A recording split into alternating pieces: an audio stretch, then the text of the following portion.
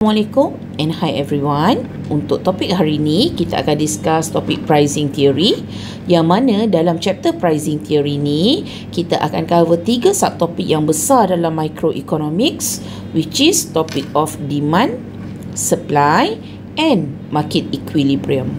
So apa yang kita akan cover untuk chapter 2 ni? So this is our learning outcome that we try to achieve at the end of this chapter.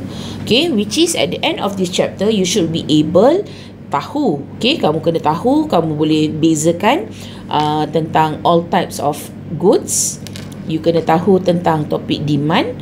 Kalau topik demand ni kita akan discuss tentang law of demand, individual demand, market demand, determinants of demand and what the difference between change in demand and change in quantity demanded. Okay, subtopik kedua yang kita akan cover nanti adalah topik supply. So at the end of this chapter you should be able to explain apa itu law of supply, individual supply, market supply, determinant of supply, change in supply dan juga change in quantity supply. Okay, kemudian topik demand and supply tu barulah nanti kita cover dalam kita combine dalam topik market equilibrium ataupun keseimbangan pasaran. Tapi untuk video kali ni saya cuma cover topik demand sahaja dulu. Okay, topik supply, topik market equilibrium kita akan cover dalam video yang seterusnya. So dalam demand ataupun permintaan, biasanya dalam economics demand ni kita akan gunakan simbol D. Satu font dia besar, satu font dia kecil sikit. Okay, ataupun kita akan labelkan D. Satu capital letter, satu small letter. So sepanjang you punya lesson ni, kalau you jumpa this kind of symbol, maksudnya dia merujuk kepada perkataan, maksudnya adalah demand. Okay, so apa yang kita akan demand dalam economics kita ni? Normally kita akan demand for goods and services. Bila sebut tentang goods, dia melibatkan kepada tangible items. Kalau kita sebut tentang services, dia melibatkan kepada intangible items. Okay, fokus kita adalah kepada goods. Dalam economics, goods ni kita bahagikan kepada 3. Kita ada free goods, economic goods and public goods. But what the difference? Okay, free goods will be created by God. Okay, dia akan dicipta oleh Tuhan, oleh Allah, kan? Contoh, apa sajalah barang yang dicipta oleh Tuhan. For example, cahaya matahari, air terjun, udara, kan? Itu semua itu adalah creation by Allah dan creation by God. Okay, dan biasanya penggunaannya adalah percuma. Kan? Kita tak perlu pun bayar untuk penggunaan cahaya matahari. Kan? Kita tak perlu pun kena bayar untuk mendapatkan oksigen dan sebagainya. Semuanya adalah secara percuma. Okay? Berbanding dengan public goods yang dihasilkan ataupun yang disediakan by government. Okay? Government dia takkan produce goods. Dia tak akan hasilkan goods, tapi dia akan provide goods. Okay? Goods will be provided by private sector, by firms. Okay? So government akan beli goods ni daripada firms dan dia akan sediakan kepada rakyat. So kita katakan yang government ni provider lah. Okay? Goods yang di provide by government kita namakan sebagai public goods. Okay? Semua barang yang dihasilkan ataupun yang disediakan oleh kerajaan ini biasanya harganya murah. Maksud saya, kalau kita nak gunakan barang tersebut, okey, sama ada ianya percuma, dia boleh digunakan secara percuma, ataupun kalau dia melibatkan kos, hanya melibatkan kos yang rendah sahaja. Okey, maksudnya kalau contoh kita nak pergi hospital kerajaan, murah je kan, bayar RM1 pun boleh, ataupun kadang-kadang kita kena bayar RM5, which is jauh lebih murah berbanding kalau kita pergi ke private hospital. Kan? Kalau economic goods ni pula, ini adalah goods yang disediakan oleh private sector. Okay, ataupun by firms. Okay. pihak swasta yang sediakan economic goods ni, sama ada barang yang dihasilkan oleh private firms yang kita namakan sebagai economic good ni, sama ada barang itu adalah barang yang memang tidak dihasilkan oleh government ataupun government dah hasilkan barang tu. So private sector pun hasilkan juga barang tersebut. For example, services of hospital, kan, for health, for education. Kita ada sekolah kerajaan, kita ada sekolah swasta. Kita ada hospital kerajaan, kita ada hospital swasta. Kita ada klinik kerajaan, kita ada klinik swasta. Kita ada federal, jalan persekutuan, kita ada highway, kan? Yang mana kita boleh dapat, kita boleh nampak kat sini, bila dia melibatkan economic goods, kosnya ataupun harga yang kita perlu bayar untuk menggunakan economic goods ni adalah jauh lebih mahal jika kita menggunakan public goods. Kan, kalau sekolah kerajaan kita tak perlu bayar, kan, tak perlu bayar pun yuran ke dan sebagainya. Pendidikan adalah percuma, kecuali yuran PIBG ke, yuran surau ke, kan, yuran untuk makmal komputer ke, itu semua ditetapkan oleh sekolah for dia punya maintenance dan sebagainya, kan. Tapi kita tak perlu pun bayar sebarang yuran pembelajaran pun kepada kerajaan. So ianya adalah percuma, kan. Tapi kalau kita pergi ke private sector ataupun private school, kita pergi sekolah yang disediakan oleh pihak swasta, which is private school, boleh, tak ada masalah. That is our option. Tapi mahal lah. Pergi sekolah kerajaan percuma, pergi sekolah swasta mahal, sebulan 400, 500, kan. Pergi hospital kerajaan bayar je RM1 ataupun RM5, kan, untuk pendaftaran. Pergi ke private hospital baru nak daftar ni RM150, RM200. Kalau pergi hospital kerajaan ni bayar RM1, RM5 je. So kita boleh jumpa doktor, kita boleh dapatkan consultation, ubat pun tak perlu bayar. Tapi kalau kita pergi private hospital, which is merujuk kepada economic goods ni, kan, daftar je kena bayar, jumpa doktor for consultation bayar lain pula, kan, ubat-ubatan lain pula, kan, for the medicines lain. Kadang-kadang kos mencecah sehingga ratusan, RM700, RM500, RM1,000 pun ada dengan sekali visit sahaja. Tapi dia percuma, kan, ianya adalah pilihan, kan. Sama juga kalau jalan persekutuan yang kita lalu tu percuma. Tapi kalau nak cepat sikit, kan, lalulah highway, tapi kenalah bayar.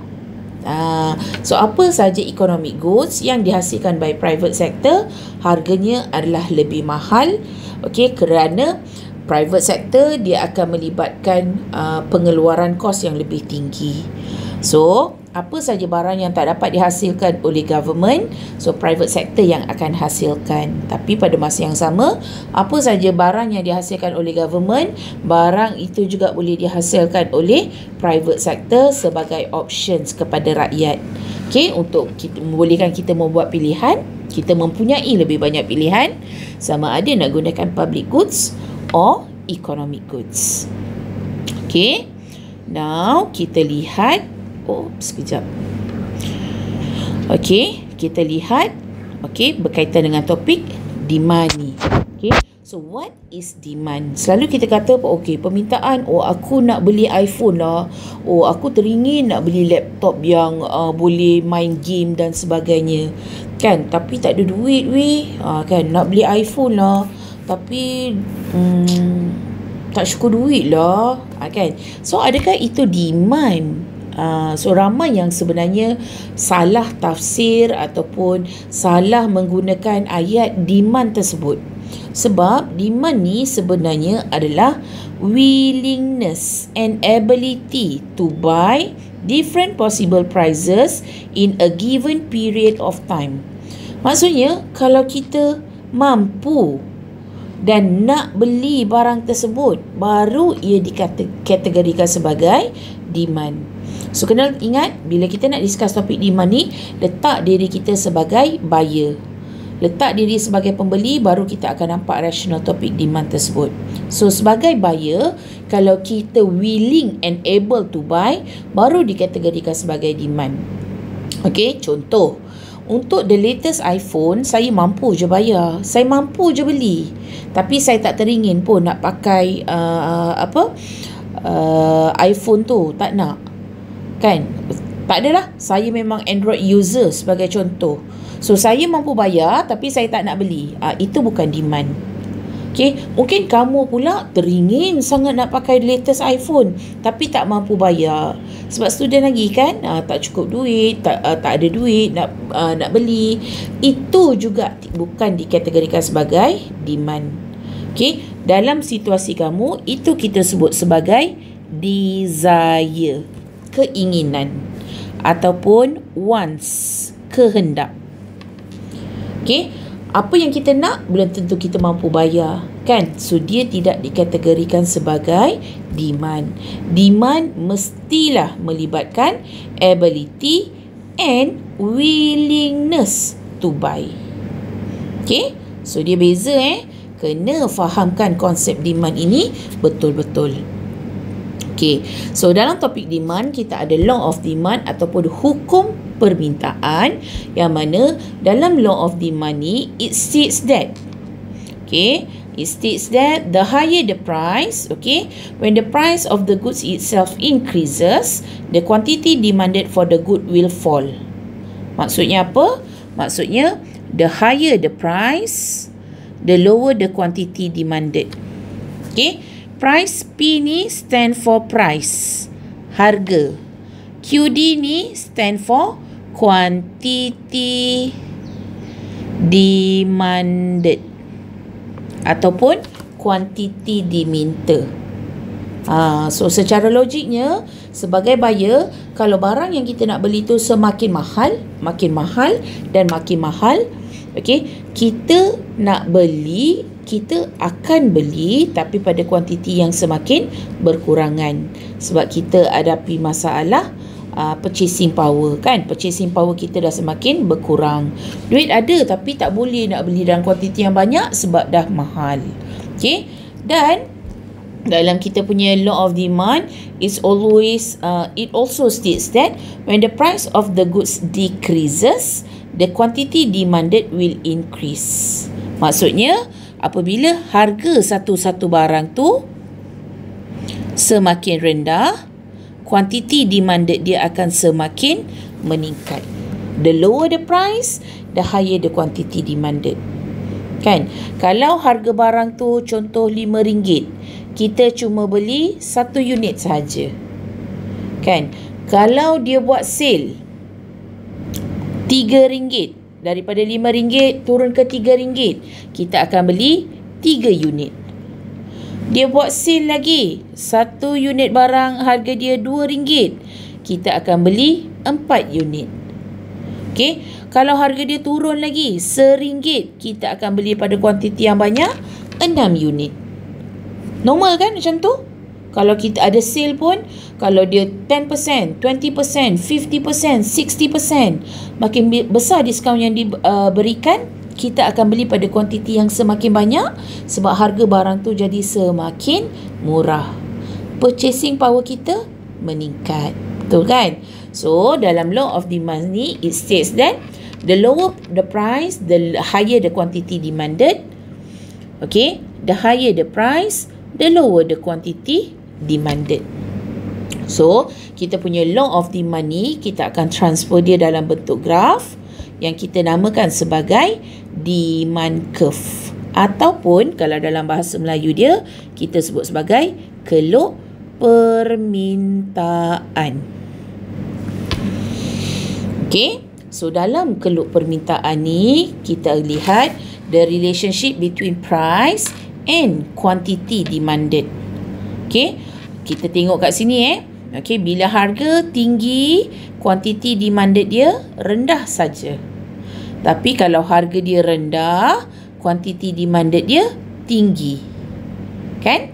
So, kita dapati kat sinilah, dia menepati our law of demand.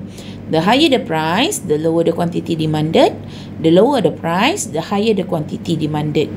Okay, so this is our demand curve. Okay, ni bentuk demand curve kita. So demand curve kita ni will be downward sloping, mencerun ke bawah dari kiri ke kanan. Ni dia downward sloping, mencerun ke bawah. Kalau orang tanya kenapa demand curve tu bentuk dia downward sloping, sebab dalam law of demand it states that there are negative relationship between price and quantity demanded. Negative relationship dia yang ni lah. Harga naik, kuantiti turun, harga turun, kuantiti naik. Boleh faham ya?